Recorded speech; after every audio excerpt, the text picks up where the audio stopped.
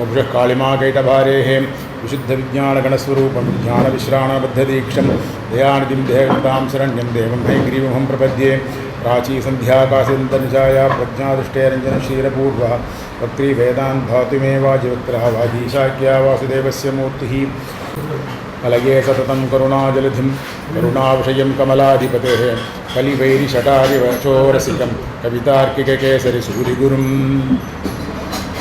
நமசபாயை.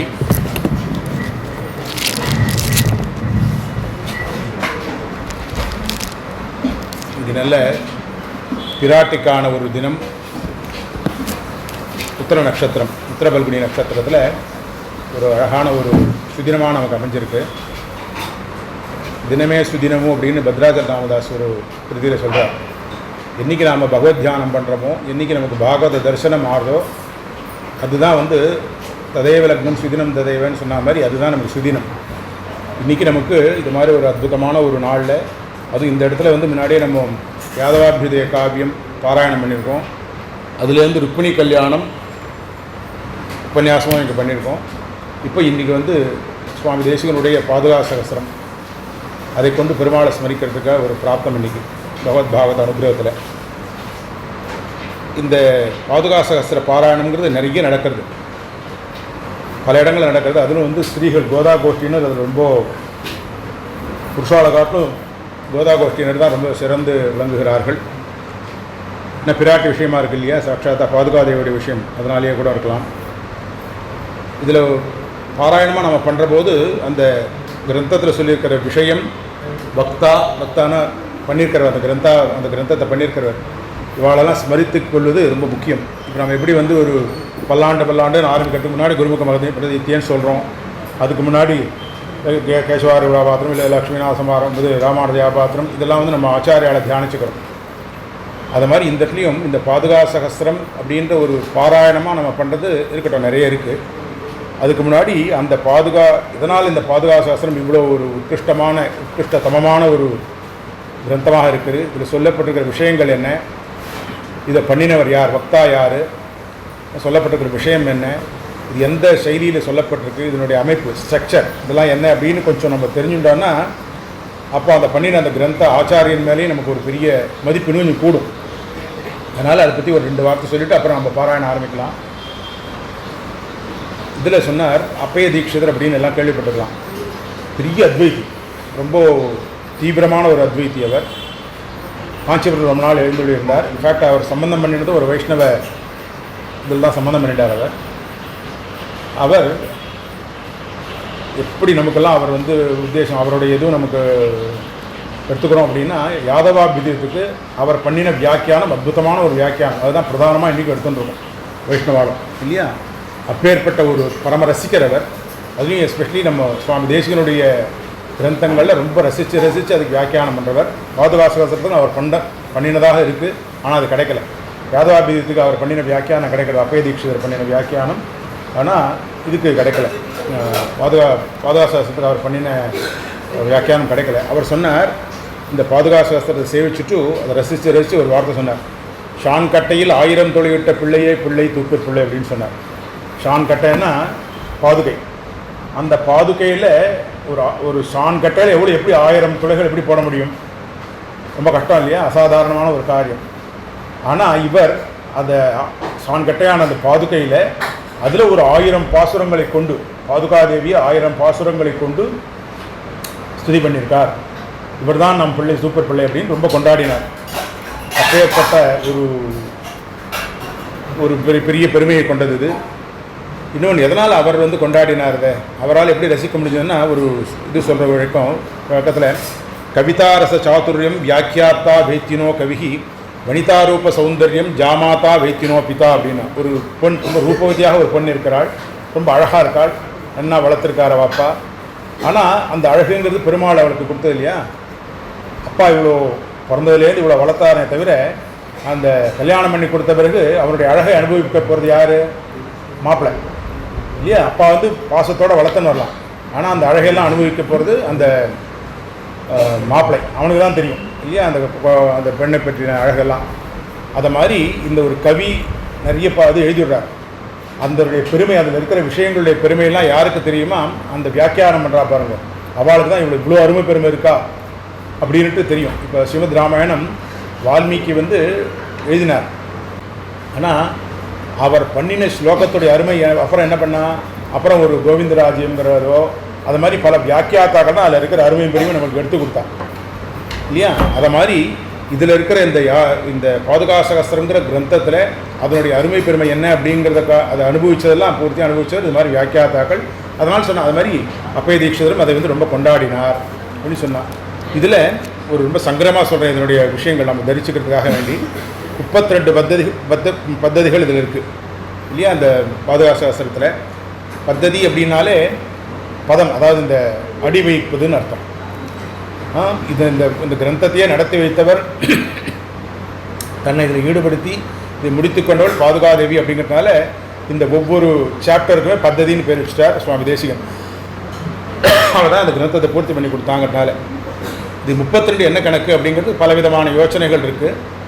இப்போ அது ரொம்ப முக்கியம் இல்லை அப்படின்னா கூட சுவாமியுடைய ரகசிய கிரந்தங்கள் 32, அது ரொம்ப முக்கியமான ஸ்ரீமத் ரகசியத்திரய சாரத்துக்கு 32 அதிகாரம், ஞாச வித்தியை 32, இந்த அனுஷ்டுப் சந்தஸ் இருக்கே அந்த சந்தஸுக்கு விருத்தம் மீட்டர், அந்த அனுஷ்டுப்புங்கிறது ரொம்ப சர்வகிராஹியம், அதாவது எல்லாராலையும் பிரயோஜனப்படுத்தக்கூடியது, ரொம்ப சிம்பிளான ஒன்று. அதுக்கு 4 பாதம், ஒவ்வொன்றுத்துக்கு 8 எழுத்து, அது மாதிரி 4 பாதங்களை கொண்டது அனுஷ்டுப், ரொம்ப சிம்பிள். ஞானானந்தமயம் தேவம் நிர்மல ஸ்படிகாகிருதம் ஆதாரம் சர்வ வித்யானாம் ஹயக்ரீம பாஸ்மயம் சொல்கிறோம்ல, 8 எழுத்து இது அனுஷ்டுப். அதுதான் எல்லாரும் இந்த அனுஷ்டுப் சந்தஸ்லேயே ஸ்லோகம் பண்ணுவா. அதுக்கு 32 எழுத்துக்கள், 8 32. கீதை, ஸ்ரீபாஷ்யம், திருவாய்மொழி இதெல்லாம் எடுத்தோம்னாக்க கீதைக்கு 18 அத்தியாயம், ஸ்ரீபாஷ்யத்தில் 4 அத்தியாயம், திருவாய்மொழி 10 இதெல்லாம் சேர்த்தாலும் ஒரு 32. இப்படிலாம் பல கணக்குகள் சொல்கிறான். அதனால் இதுக்கு 32ங்கிறதுக்கு ஏதோ ஒரு விசேஷம் இருக்குது. அதனால் இது 32 பத்ததியாக அமைஞ்சிருக்கலாம் அப்படின்ற மாதிரி பல யோசனைகளை சொன்னார். அப்புறம் இதில் பார்த்தாக்க இந்த எல்லாத்துலேயும் இந்த எல்லா பத்ததிகளிலும் முதல் ஸ்லோகம் அனுஷ்டுப்பாக இருக்கும், அனுஷ்டுப் சந்தஸ்லேயே இருக்கும். கடைசி ஸ்லோகம் ஆர்யா விருத்தம் அப்படின்னு இருக்குது, அதில் இருக்கும். நடுவில் இருக்கலாம் பல விருத்தங்கள் பல மீட்டரில் இருக்கும். இதில் இந்த ஸ்ரீ பாதுகை அப்படிங்கிறது ஸ்ரீ சட்டாரி சொல்கிறோமே, ஆழ்வார், நம்ம ஆழ்வார், அவர் தானே பாதுகையுடைய அவதாரம் தானே அவர். இதெல்லாம் சேர்ந்து ஒரு ஒப்புமை சொல்கிறார். இந்த திருவாய்மொழி அப்படிங்கிற பகவத்விஷயம் இருக்க, அதுவும் 1000 பாசனங்களை கொண்டது இல்லையா? அது மாதிரி இதுவும் பாதுகா சாஸ்திரம் 1000 பாசனங்களுக்கு 1000 ஸ்லோகங்களை கொண்டது. சகஸ்ரசாகா உபனிஷத் சமாகமம் அப்படின்னு 1000 சாக்கைகள் சாமவேதத்தில், அந்த 1000 சாக்கைகளுடைய அர்த்தம்தான் திருவாய்மொழி அப்படின்னு சொல்லப்படுகிறது. அது மாதிரி இந்த பாதுகா சாஸ்திர ஸ்லோகங்களும் 1000. அப்புறம் திருவாய்மொழி எப்படி உயர்வர உயர்நலம் அப்படின்னு ஆரம்பித்து பிறந்தார் உயர்ந்து, இது முதல் பாசுரம் உயர்வர உயர்நலம் எல்லாருக்கும் தெரியும். கடைசி பாசுரம் என்ன? அவாயிலந்தாதிகளால் அவையாயிரமும் முடிந்த வாயிலந்தாதி 10 இருந்தார் பிறந்தார் உயர்ந்தே அப்படின்னு முடியறது இல்லையா? இதில் ஆரம்பித்தாலும் அதுலேயே முடியுது. அதை மாதிரி இதுலேயும் பார்த்தாக்க முதல் ஸ்லோகம் என்ன? சந்த ஸ்ரீரங்க பிருத்வீஷ சரணத்திரான சேகராக ஜெயந்தி பூணத்திரான பத பங்கஜ ரேணவகா முதல் ஸ்லோகம் சந்தகான்னு ஆரம்பிச்சது. கடைசியாக முடிகிற போது என்ன? ஜெயதி எதிரா சுக்தி முகுந்தஸ்ய பாதுகாயுகளி ஜெயதி முகுந்தஸ்ய பாதுகாயுகளி ததுவேதனா திரிவேதி அவதியந்தோ ஜெயந்தி புவி சந்தகா. அதனால் சந்தகான்னு ஆரம்பித்து சந்தகாலே இதுவும் முடிகிறது. இப்படியும் திருவாய்மொழிக்கிறதுக்கு ஒரு ஒப்புமை இப்படின்னு சொல்கிறார். அப்புறம் இதில் முதல் பத்ததி தொடங்கி இது 3 இதுவாக பிரிச்சுக்கணும். முதல் நம்ம இந்த மனுஷ ஜென்மத்தில் அதுவும் ஒரு ஸ்ரீவைஷ்ணவனாக பிறந்துட்டாக்க நம்ம முக்கியமாக அறிய வேண்டியது என்ன? தத்துவம், ஹிதம், புருஷார்த்தம் அப்படிங்கிற 3. தத்துவம்னாக்க அடையப்படுகிற பொருளை, அடைய வேண்டிய பொருளை பற்றியதான ஒரு கிளாரிட்டி தத்துவம். அப்புறம் என்ன? கடைசியாக புருஷார்த்தங்கிறது என்ன? அது கடைசியாக நம்ம அடையிறது. இது நடுவில் இருக்கிற அந்த உபாயம் இருக்க எப்படி நாம் அடையிறோம் அப்படிங்கிறது அதுதான் ஹிதம். ஹிதம்னா என்ன? நமக்கு எது நாம் உத்தேசியமோ எதை நம்ம ஃபாலோ பண்ணணுமோ அதுதான் ஹிதம். அது மாதிரி இதுலேயும் என்ன வச்சுருக்கார்? முதல் பத்ததியிலேருந்து 30 பத்ததிகள் வரைக்கும் முதல் 30 பத்ததிகள் தத்துவத்தை சொல்கிறது. தத்துவமாகிற எம்பெருமானை பற்றியும் அவருடைய பெருமைகள், அதில் இந்த இடத்துல அவருடைய பாதுகையான பாதுகாதேவியுடைய பெருமைகள் சொல்லப்படுகின்றன. அதுக்கப்புறம் 31வது நிர்வேத பத்ததியில் ஹிதம் சொல்கிறது, நாம் எப்படி அந்த புருஷார்த்தத்தை அடைய வேணும், அதுக்கான வழி என்ன அப்படின்னு. கடைசி பத்ததியான பல பத்ததியில் 32வது பத்ததியில் புருஷார்த்தம், நாம் அடைந்த அந்த புருஷார்த்தத்தை பற்றி சொல்கிறது. இப்படியான ஒரு கிரந்தம் இது. இப்போ கிரந்தத்துடைய ஸ்ட்ரக்சரை சொல்லிட்டோம். இது எப்படி தோன்றித்து, இந்த பாதுகாசாஸ்திரம்ங்கிற எப்படி தோன்றித்து அப்படின்னா, சர்வதந்திர ஸ்வதந்திரர் அப்படின்றது வந்து பெரிய விருது, சாட்சாத் பெரிய பிராட்டியாலே சுவாமி தேசிகனுக்கு அருளப்பட்டது. அதில் சில பேருக்கு அசூயை இருந்தது. அதனால் பல பேர் போட்டிக்கு வந்தாங்கலாம் எனக்கு தெரியும். ஒரு கொத்தனார் வந்தார், சர்வதந்திர சுதந்திரன் உனக்கு எப்படி பொருந்தும், உனக்கு வந்து இந்த கொத்தனார் வேலை தெரியுமா அப்படின்னார். அதனால் வந்து ஒரு கிணறை கட்டி காமிச்சார். கோணலாகவே ஒரு கல் எடுத்து கொடுத்தான். அந்த கற்களை கொண்டு கிணறு கட்டினார் சுவாமி தேசிகன். அந்த கிணறு இப்போ திருவேந்திரபுரத்தில் தேசிய திருமாளியில் சேவிக்கலாம். அப்புறம் இன்னொரு சிற்பி வந்தான், ஸ்கல்ப்டர். அவர் வந்து உனக்கு வந்து விக்கிரகங்கள் பண்ண தெரியுமா அப்படின்னு போட்டிக்கு வந்தான். இவர் வந்து அதுக்கு என்ன நம்பெருமாளுடைய இது இருந்ததுனாக்க பெரிய பெருமாளுடைய நியமனம் இருந்தால் அதுவும் பண்ணுறேன் அப்படின்னா தன்னைத்தானே ஒரு விக்கிரகத்தை பண்ணிட்டார். தன்னுடைய சக்தி முழுவதையும் அதில் செலுத்தினார். அதனால் அந்த திவ்யமங்கல விக்கிரகம் இன்னமும் நம்ம திருவேந்திரத்தில் அங்கே போனால் அதையும் அவரையும் சேவிச்சுக்கலாம். சாட்சாத் தேசிகனே எழுதிருக்காருங்க, அவரையும் சேவிச்சுக்கலாம்.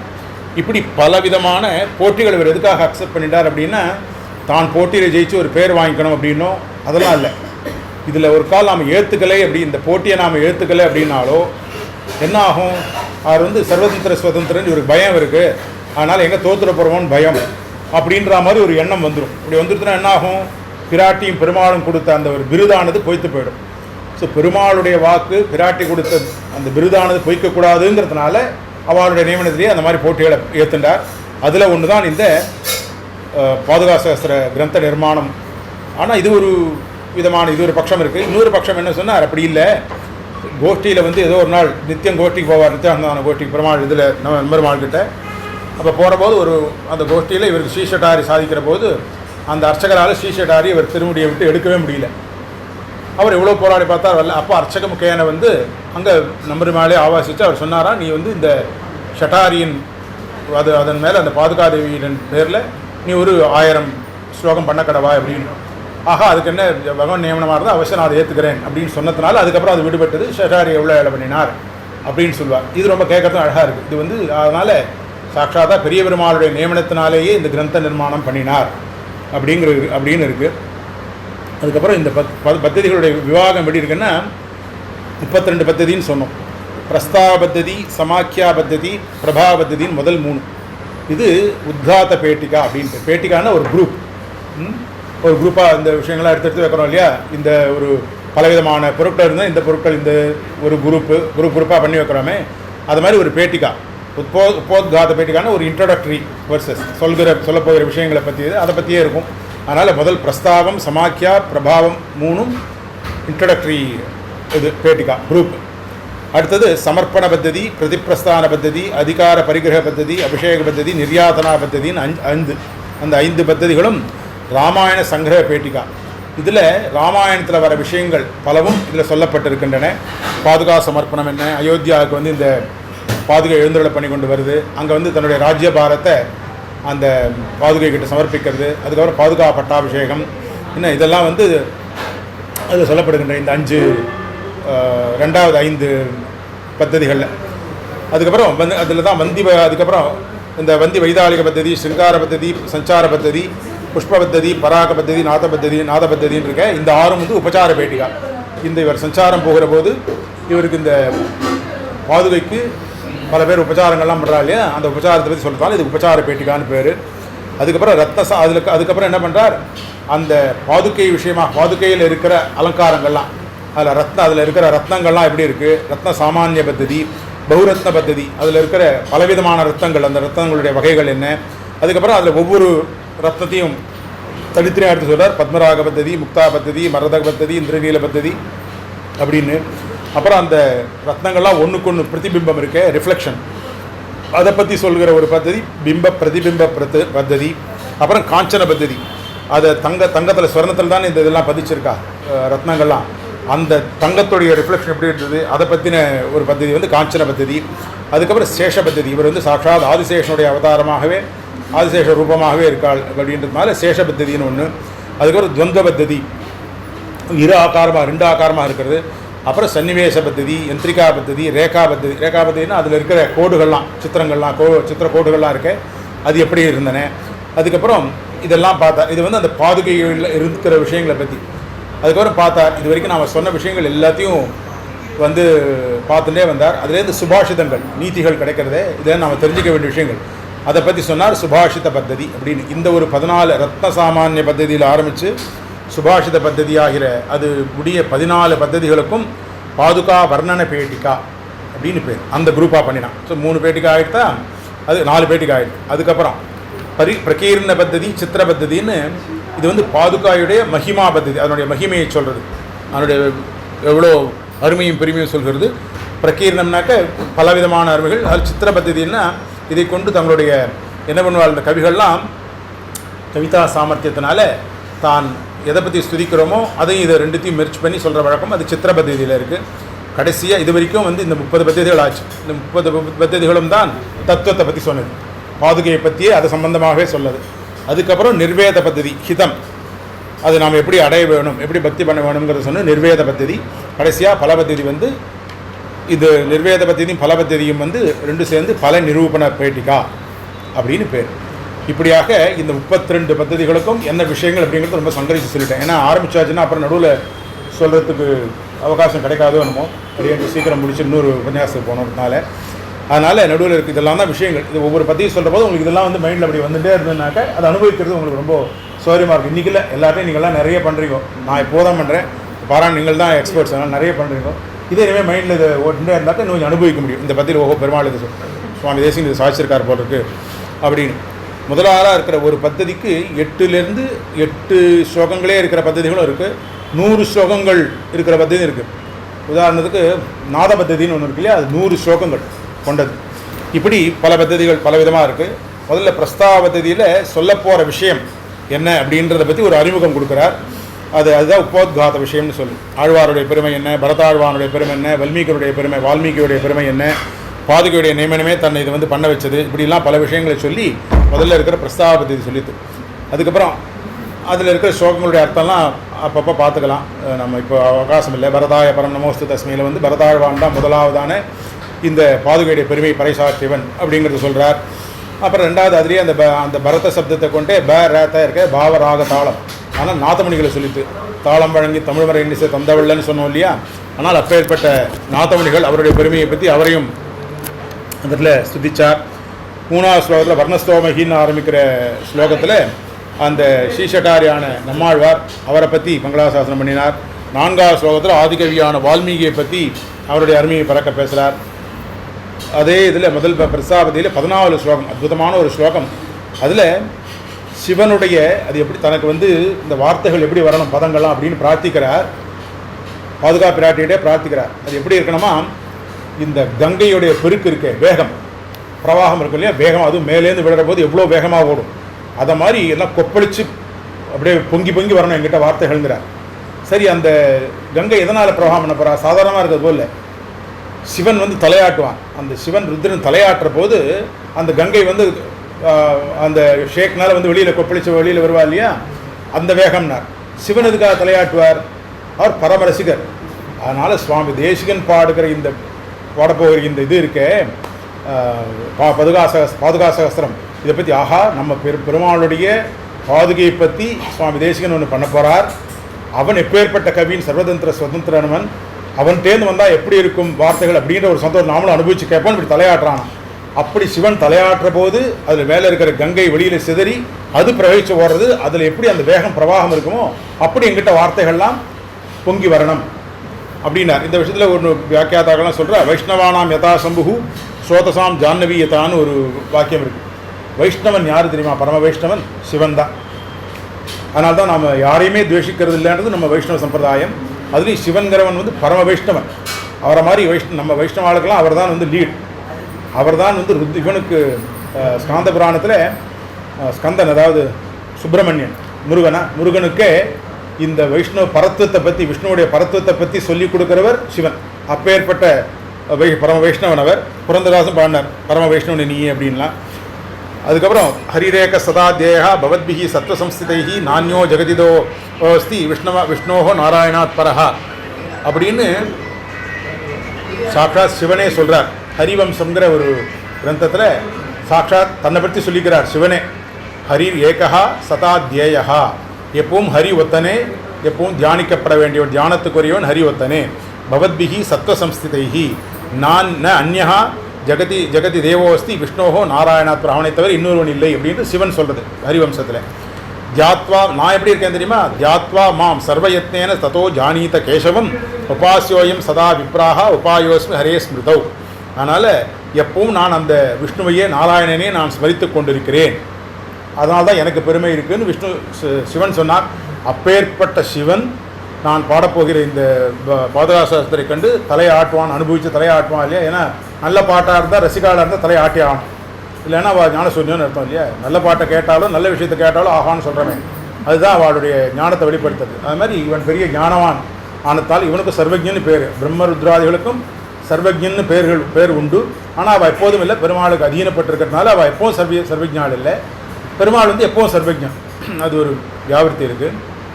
அதனால் அப்பேற்பட்ட ஒரு ஞானவான் ஆனதுனால, பரம ரசிகன் ஆனதுனால இவன் சிவன் தலையாட்டுவான். அப்படி தலையாட்டுற போது வெளியில் வருகிற கங்கா பிரவாகம் போல் தங்கிட்ட வார்த்தைகள் வரணும் அப்படின்ற ஒரு அற்புதமான ஒரு ஸ்லோகம். 14வது ஸ்லோகத்தை சேவிக்கிற போது இதை ஸ்மரிச்சுக்குங்கோ. இதெல்லாம் வந்து பிரஸ்தாப பத்ததி முதல் பத்ததியில். ரெண்டாவதாக இருக்கிற சமாக்கியா பத்ததியில் சுவாமி நம்மாழ்வாருக்கும் பாதிகைக்கும் இருக்கிற ஒரு ஒப்புமை, அவளுக்குள்ளே இருக்கிற ஒரு சாதிருஷ்யம், அதை பற்றி சொன்னார். அதனால் வந்து சம்பிரதாயத்தில் வந்து திருவாய்மொழி 1000 எப்படி நாம் சேவிக்கிறோமோ பக்தியோடு, அதே மாதிரி இந்த பாதுகாசாஸ்திரத்தில் சேவிக்க வேணும் அப்படின்ற ஒரு சம்பிரதாயம் பெரிவா சொல்லியிருக்கிறது. அப்புறம் பிரபாவ பத்ததி அப்படின்னு பாதுகையுடைய பிரபாவத்தெல்லாம் சொன்னார். அதை வந்து ரொம்ப பறக்க விரித்து அதனுடைய ஸ்வரூபம் என்ன அப்படின்னு காமிச்சார். சுத்தியாதிகள், ஸ்ருதி ஸ்மிருதிகள், இதிகாச புராணங்கள் எல்லாத்துலேருந்து எடுத்து அதையெல்லாம் பிரமாணமாக கொண்டு இந்த பாதுகையுடைய பிரபாவத்தை சொன்னார். அதுக்கப்புறம் சமர்ப்பண பத்ததி 4வது, இதுலேருந்து 5 பத்ததிகள் வரைக்கும் பாதுகா வர்ணனம் பண்ணுறார். இதில் தான் நம்ம சொன்ன முன்னாடி ராமாயணத்தை சொல்லியிருக்க மாதிரியே எல்லா விஷயத்தையும் சொல்லி சமர்ப்பண பத்ததி, பிரதிப்பிரஸ்தான பத்ததி, அதிகார பரிகிரக பத்ததி, அபிஷேக பத்ததி, நிர்யாதனா பத்ததி அப்படிங்கிற 5 பத்ததிகள் பாதுகையுடைய பெருமை சொல்லித்து. அப்புறம் 9வது பத்ததியாக வைத்தாளிக பத்ததி, வந்தி வைத்தாளிகான்னு உண்டு. இந்த இதில் எல்லாம் அரண்மனையிலெல்லாம் வந்தியெல்லாம் இவனை ஸ்தோத்திரம் பண்ணுபவர்கள் அந்த ராஜாவை. அது மாதிரி இங்கே சக்கரவர்த்தி திருமணி திரும்பவும் நன்னா ஸ்துதித்து பிரார்த்தித்து திரும்ப இந்த பாதுகை சாற்றிக்கொள்ள வேணும் அப்படின்னு பிரார்த்தனை பண்ணுறாள் அந்த வைத்தாளிக பத்ததியில். அதுக்கப்புறம் சிங்கார பத்தி, அதுக்கப்புறம் பெருமாள் வந்து சயன கிரகத்துக்கு ஏற்ற பத்ததியாக இந்த சிங்கார பத்ததி அமைச்சார். அதுக்கப்புறம் சஞ்சார பத்ததி அப்படிங்கிறது பெருமாள் இது வரைக்கும் இந்த 10 பத்ததி வரைக்கும் பெருமாள் தன்னுடைய ஸ்வஸ்தானத்தில் ஏற்றுக்கிற போது பண்ணின பத்ததி, இருக்கிற இடத்துலேருந்து இருக்கிற அப்போது சொல்லப்பட்ட விவரிக்கப்பட்ட பத்ததிகள். 11வதுலேருந்து சஞ்சார பத்ததி, அதுலேருந்து பெருமாள் வந்து சஞ்சாரம் கிளம்புறார் வெளியில், அப்போது அந்த சஞ்சாரத்தை பற்றின பத்ததி இது.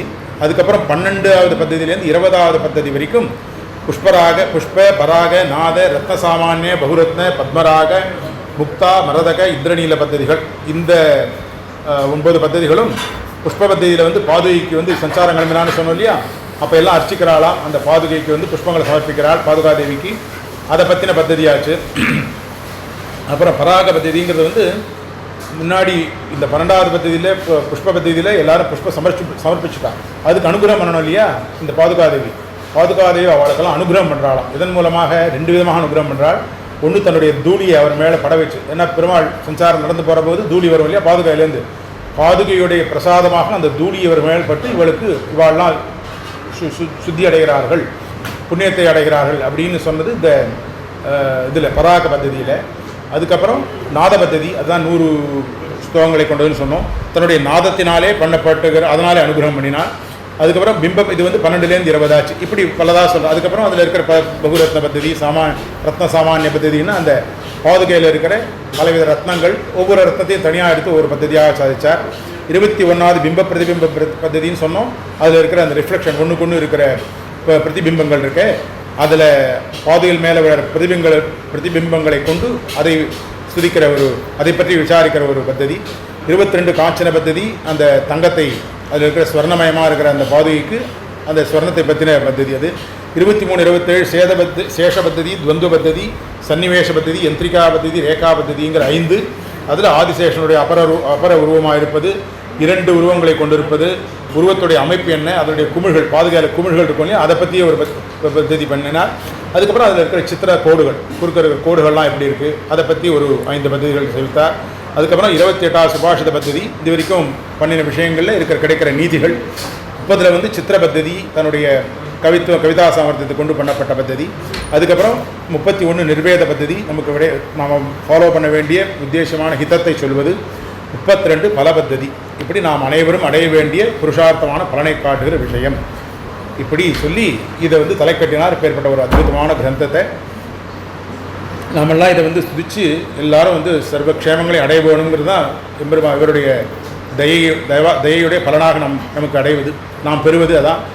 ஆனால் பெருமாளை தான் எப்படி அனுபவித்தோமோ, அதுலேயும் முக்கியமாக இந்த பாதுகாதேவி எப்படி தான் அனுபவித்தாரோ அந்த பிரயோஜனம் தன்னோட நின்றுடக்கூடாதுன்றதுனால நம்மளுக்கும் அனுபவிக்கப்பட்டதாக இதை கொடுத்துருக்கார். இப்படி எல்லாருக்கும் எல்லா க்ஷேமங்களும் வரணும் அப்படின்றதுனால சொன்ன. இதில் ஒரு விஷயம் சுவாமி தேசியம் சாதிக்கிறார். இந்த ராவணன் அழிந்தானே அது பாதுகையால் தான் அப்படின்னு சாதிக்கிறார். மிச்சபடி ராமபானங்கள்லாம் வெறும் நிமித்த மாத்திரம்தான், வெறும் அதெல்லாம் ஒரு இதுதான், ஒரு காரணம் தானே தவிர, வியாஜம் தானே தவிர, பாதுகை தான் அவளை அழித்தார், ராமனை அழித்தார். இப்படிலாம் பல விஷயங்களை சாதிக்கிறார் சுவாமி தேசிகன். இந்த விஷயங்களை கொண்டு இன்னொன்று விஷயம், அதில் ஒரு ரசமான விஷயம், இந்த சுவாதந்திரியம் பரதந்திரியம் சுவாதந்திரியம்னு 2 சொல்கிறோம் இல்லையா, நாம் யாருமே சுதந்திரால் இல்லை அப்படிங்கிறது நாம் அறிய வேண்டிய ஒன்றும் இல்லையா. சுதந்திர பிரமம் அது ஒழியணும் இல்லையா நமக்கு. தேகாத்ம பிரமம் சுதந்திர பிரமம்னு 2. இந்த தேகமே ஆத்மா அப்படிங்கிற பிரமம் தேகாத்ம பிரமம் அது நமக்கு ஒழியணும். தேகம் வேறு, ஆத்மா வேறு. இந்த சரீரங்கிறது அறியக்கூடிய ஒரு அநித்தியமான வஸ்து, உள்ளே இருக்கிற ஆத்மாங்கிறவன் நித்தியன், அவன் பெருமாட்டை போய் சேரப்படான். இப்படிங்கிற ஒரு நமக்கு ஒரு விவேகம் வருது. இது தேகாத்ம பிரமத்தை ஒழிப்பது. இல்லைன்னா நம்ம என்ன சொல்கிறோம், நான் அப்படின்னு சொல்லும்போது நம்ம என்ன நினச்சிடுறோம், இந்த சரீரம் தான் நான் சொல்லிடுறோம். ஆனால் என்னுடைய புஸ்தகம் அப்படிங்கிற போது என்ன, அப்போ என்னுடையங்கிறது வேறு யார்தோ நான் இல்லையா. அது மாதிரி இதை பற்றி ரொம்ப ஃபர்தராக போவான் நான் வேதாந்த விஷயங்கள். ஆனால் தேகாத்ம பிரமத்தை ஒழிக்க வேணும்னு ஒன்று. இது போயிட்டா கூட என்ன சுதந்திர ஆத்ம பிரமம். சரி சுவாமி, எனக்கு தேகம் சரி ஜீவாத்மா தனி தான் ஒத்துக்கிறேன், இல்லைன்னு சொல்லலை. ஆனால் எனக்கு மேலே ஒருத்தம் கிடையாது, எல்லாமே நானே நிர்ணயம் பண்ணிப்பேன், நானே அதிகாரி இல்லையா, நாமளே எல்லாம், நமக்கு மேலே இன்னொன்று கிடையாதுன்னு இருக்க. அது சுதந்திர ஆத்ம பிரமம், நான் சுதந்திரன், எனக்கு இன்னொரு பாஸ் கிடையாது அப்படின்னு நாம் நினச்சுட்டாக்கா அதுக்கு பேர் சுதந்திராத்ம பிரமம்னு பேர். அந்த 2ம் ஒழிய வேணும். இப்படி 2 இருந்தது. இப்போ என்ன பண்ணார், இந்த ஸ்ரீமத் ராமாயணத்தில் 2 விதமாக பார்க்குறோம். இந்த பிரமத்தை வச்சு சொல்லக்கூடாது, அதை தள்ளி வச்சுருவோம். லக்ஷ்மணன் இளைய பெருமாள் இருந்தார், பரதாழ்வான் இருந்தார். இந்த இளைய பெருமாள் என்ன பண்ணினார், பெருமாள் சொன்னார், நீ வர வேண்டாம்ப்பா, இங்கே இருந்து அப்பா அம்மா பார்த்துக்கோ, நீங்கள் ராஜபெருமா இங்கே பரதனுக்கு ஒத்தாசையாருன்னு சொன்னார். ஆனால் அவர் அதை கேட்கல. நான் அகம் சர்வம் கரிஷ்யாமி ஜாகிரத சுகதச்சதை அப்படின்னு சொல்லிட்டு, நான் உனக்கும் மன்னிக்க சிஸ்டர் பண்ணுறது தான் நான் பிறந்திருக்கேன், எனக்கு திரும்ப விலைக்கு வைக்க வேண்டாம், நான் என்னை தனியாக பிரிக்காத, உங்கள் கூட உனக்கு கைங்கரியம் பண்ணிட்டு இருப்பேன் அப்படின்னு ராமன் சொன்னதை கேட்கல. ஆனால் அது இதுக்காக வந்தது அப்புறம் காரணம். இப்படியோ ராமன் சொன்னதை கேட்கல, கூட வந்துட்டார். பரதன் என்ன சொன்னார், நீ போயிட்டு ராஜ்யத்தை ஆண்டுருப்பா, நீங்கள் இருக்கக்கூடாது, நீ ராஜ்யத்தை ஆண்டுன்னு சொன்னார். அதையும் பரதன் கேட்கல ஆச்சா. ஆனால் ராமன் சொன்னதை கேட்டான். அதனால் இந்த இதில் என்ன ஆச்சு, மிளகு போட்டு எல்லாருக்கும் வச்சு தொண்டை கால், அதனால் தொண்டையில் போட்டுருவோம், மிளகு நிறைய கலந்து பெருமாள் பண்ணிட்டியா, மிளகுலாம் பெருமாள் பண்ணிட்டேன். அப்போது என்னாச்சு, இதோ ஒரு பட்சத்தில் லக்ஷ்மணனும் சரி பரதாழ்வானும் சரி ராமன் சொன்னது பூர்த்தியாக கேட்கல. ராமன் சொன்னது பூர்த்தியாக கேட்டது யார், பாதுகாதேவி. தன் கூட போட்டுன்னு வந்தார், கூடவே வந்தார். நீ இப்போ கூட பரதன் கூட போமா, நீ அங்கே போயிடு அப்படின்னு சொல்லி அனுப்பிச்சார். பரதன் சரி அப்படியே ஆட்டம் நியமனம் இதான வேணும்னு கிளம்பி போயிட்டான். ஆனால் எல்லாத்துலையும் பூர்த்தியாக இருக்கிறவள், இந்த பாரதந்திரியத்தில் பூர்த்தியாக இருக்கிறவள் யார், பாதுகாதேவி. இப்படியெல்லாம் ரசமாக அனுபவிக்கிறாள். இப்போ ஏற்பட்ட ஒரு உன்னதமான உத்கிருஷ்டதமமான ஒரு கிரந்தம் நம்மளுக்கு இன்றைக்கி இது பண்ண பாராயணம் பண்ண பிராப்தம். நடுநிலை சொல்கிறதுக்கு அவகாசம் இருக்காது, முன்னாடியே எல்லா விஷயத்தையும் சொல்லிட்டேன். இதெல்லாம் ஸ்மரிச்சுக்கோங்க. இன்னும் கொஞ்சம் நம்மளுடைய அனுபவம் எல்லாத்துக்கும் அர்த்தானுசந்தானம் பண்ணுறது எதுக்காகன்னா, இன்னும் கொஞ்சம் அனுபவத்தை நம்ம அதிகரிச்சுக்கிறதுக்கு தான். இல்லைன்னா ஏதோ படிச்சுட்டே போயிடுறோம், குருகுருன்னு வேகமாக பண்ணுறோம், 32 பற்றி பண்ணிட்டோம், சுவாமி 1008 ஸ்லோகம் சேவிச்சிட்டோம், நல்லது தான், அதுக்கு உண்டான பலன் உண்டு. இருந்தாலும் பசிக்கு வெறும் ஒரு இது போகிறோம், சாதம் வெறும் சாதம் இருக்கேன் அதை சாப்பிட்டா போகிறோம். எதுக்காக நம்ம அது உபதம்சங்கள் சேர்த்துக்கிறோம், ருச்சிக்காக. பசிக்கு வெறும் சாதம் போகிறோம் அப்படின்னாக்க ருச்சிக்காக நான் அனுபவித்து சாப்பிட்ணுன்னா அது ஒரு கரம்பு, ஒரு கூட்டு, ஒரு பச்சடி, ஒரு குழம்பு சாதம் பண்ணுறோம் இல்லையா. அதை மாதிரி நம்ம அனுபவிக்கணும் அப்படின்னா இந்த மாதிரி எந்த ஸ்தோத்திர பாடங்கள் எதை பண்ணிட்டாலும், எதை பாராயணம் பண்ணால் அதோட அர்த்தானுசந்தானம் பண்ணிட்டே பண்ணாக்க இன்னும் நல்லது. அதுக்காக இவ்வளோ ஒரு பேசிக் எல்லாத்தையும் சொல்லிடல, ஒவ்வொரு ஸ்தோத்திரத்துக்கும் சொல்லலை, அது நமக்கு மகாபாரதம் மாதிரி பெருசாக ஆகிடும். ஆனால் ஏதோ ஒரு சினாப்சிஸ் சொல்லணும், நம்ம என்ன கிரந்தம் பாராயணம் பண்ணுறோம், அதில் இருக்கிற விஷயங்கள் என்ன அப்படின்னு தெரிஞ்சுக்கிறதுக்காக இவ்வளோ தூரம் ஒரு சங்கிரமாக சொன்னேன். மேற்கொண்டு நம்ம பாராயணம் தாரேன் சொல்லுதானே. அஸ்மத் குருப்யோ நமஹ. சம்ஸ்ரீரங்க பிருத்வி சரணத்ராணசேகராः ஸ்ரீயந்தி புவனத்ராண பதபங்கஜரேணவः सन्तश्रीरङ्गपृथ्वी सचरणत्राणशेखराः जयन्ति भुवनत्राणपदपङ्कजरेणवः भरताय परं नमोऽस्तु तस्मै प्रथमोदाहरणाय भक्तिपादाम् भरताय परं नमोऽस्तु तस्मै प्रथमोदाहरणाय भक्तिभाजाम् भग्नस्थो मयि वकिलसुमनो वासनामुद्भगन्तीम् आम्नायानां प्रगतिमपरां संहितां दृष्टवन्तम्